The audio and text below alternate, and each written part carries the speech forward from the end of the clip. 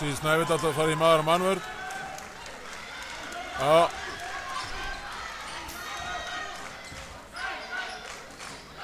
Ingi breytir aðeins út af síðustu vörninni á sér fyrir maður og mann.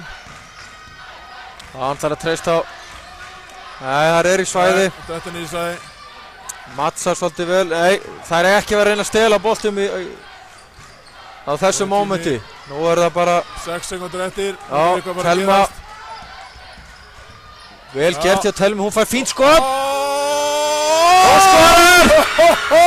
Þvílík karfa! Bösser maður! Þvílík karfa!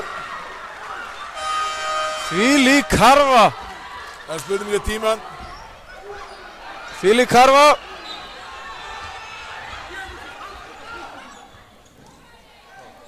Falur hérna ósáttur við stelpunar. Það fór leikmaður inn á hjá Keflavík, hún hélt að leikurinn væri búinn. Nei, mér heyrst verið búið að flauta, leikurinn væri búinn. Já. Og hérna eru náttúrulega mikla tilfinningar hjá stelpunum. Voru að skora hérna. Þetta hefur verið flautna bara í 24 sekúndur sem var að flauta. Það er frábæð, tölum körfuna hjá henni Thelmu, þvílík hreyfing. Hann skoppaði tvísvar á körfuhringnum. Og hún var ekki að skila mikið tíma eftir fyrir Snæfell. Nei, þetta var ótrúlegt og þvílíkur endir. En við skulum sjá hvað dómararnir segja. Ég er mikilvægt að brjóta ekki.